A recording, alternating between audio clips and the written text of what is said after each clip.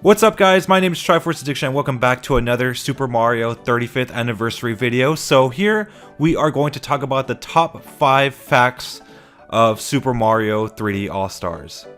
So before we get into this video, I just want to tell you guys I will be hosting a little giveaway with like maybe about 2 to 3 eShop cards. And I will be giving away the codes during a live stream once I reach those 800 subscribers.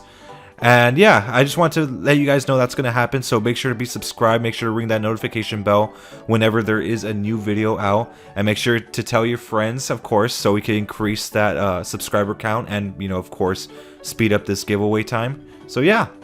And one last thing before we start with this, I just want to tell you guys that I am streaming Super Mario 64, so if you guys are interested, you guys could come check it out later on. Just ring that notification bell and you'll be notified whenever I am streaming this game. So the first fact out of the 5 that we are going to be talking about when it comes to Super Mario 3D All-Stars is the resolutions and the aspect ratios that are going to be shown when we play this game. So the remastered version of Super Mario 64 in docked mode will be 960 by 720 pixels, basically 720p, but the aspect ratio is going to be a little bit smaller than the rest of the games. It's not actually going to cover the entire screen. And the same thing goes for the handheld mode for Super Mario 64. For Super Mario Sunshine, docked mode will be 1920 by 1080, so basically it will cover the full screen and it will be 1080p, which is freaking amazing, by the way. And in handheld mode, it's going to be 1280 by 720, so basically a 720p covering the whole screen during handheld. As for Super Mario Galaxy, it's pretty much going to be the same as Super Mario Sunshine. It'll be 1080p, it'll cover the entire screen, as well as 720p when you are playing in handheld. So there you go, those are the first of the 5 facts of Super Mario 3D All-Stars. Now let's move on to number 2. So number 2, we are going to be talking about how the controls work within these 3 games. And the control options that most people are really concerned with are the ones from Super Mario Sunshine and from Super Mario Galaxy. For starters, on Super Mario Sunshine, you are not able to use a classic GameCube controller unless you have one of those little fighting pans I use for Smash and that you are able to connect to the Switch. It doesn't really matter because it is not optimized to be a GameCube controller. So here's what I'm talking about.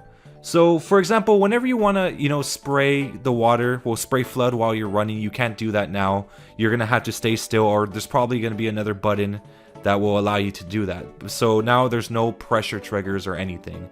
So that's something that we do have to worry about while we're playing this game. So what I recommend for you guys to do is probably just go on Amazon or something to buy a third-party Pro Controller for the Switch that has buttons in the back, so it can make, you know, walking or just running while spraying a little bit more easier. So if you're interested, just go on Amazon and just pretty much search up a third-party controller. Most do actually have back buttons, so yeah, don't worry about that, guys. And they are pretty affordable. So for Super Mario Galaxy, it's gonna be a little bit different, knowing that you need basically pointer controls to get like all the star bits that are on the screen.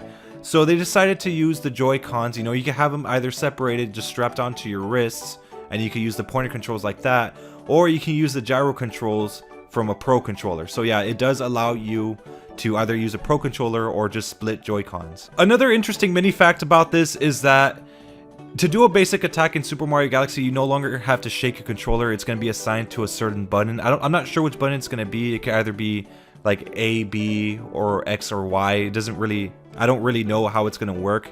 But yeah, you're no longer going to have to shake your remote unless you are using the Joy-Cons separated. And just to clarify, when I say separated, I just mean one Joy-Con on each hand, like if you're using a nunchuck and a Wii remote. And one last thing before we end off this number 2 spot here, the Pro Controller is going to be allowed on every single game, so don't worry about it. It's accessible through 64, Sunshine, and Galaxy. So yeah, don't worry about that, guys. So now for number 3, we do have a music library that comes with this game. So what this specific library will have, it will have basically all the original soundtrack from each of these 3 games. So they will have literally all the songs from Super Mario 64 all the way to Galaxy, and they are basically separated into each section by game. So now for the number 4 fact that we probably need to talk about is how much storage space is this going to take, since this is 3 Mario games, and one of them specifically has probably taken a lot more storage than the rest. So believe it or not, I actually went to the eShop and checked. You guys could check for yourselves.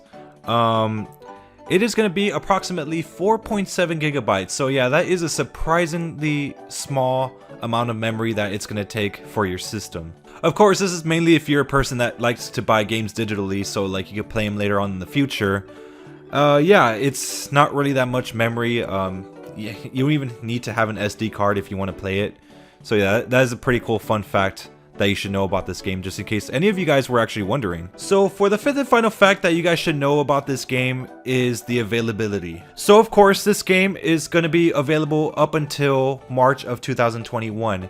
But what I recommend you guys do is actually buy the game in a digital form, so that, for example, let's say your Switch breaks, you could actually go back into the eShop when you get a new one, and you could pretty much re-download it whenever you want. I'm sure they're going to give you that option to do that, so yeah.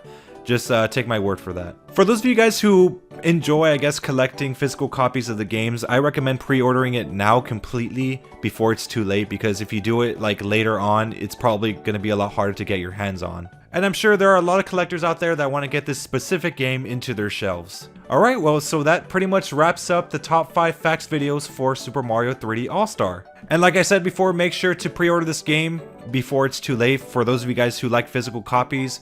And for the people that like digital copies, just make sure to pretty much buy the game before March of 2021. And like I said before at the beginning of this video, make sure to be subscribed to this channel for more Mario 3D content, and make sure to be, well, I guess make sure to tell your friends until we reach 800 subscribers so we can have that giveaway as fast as possible. But anyways, my name is Triforce Addiction. I hope you guys have a wonderful day. Thank you.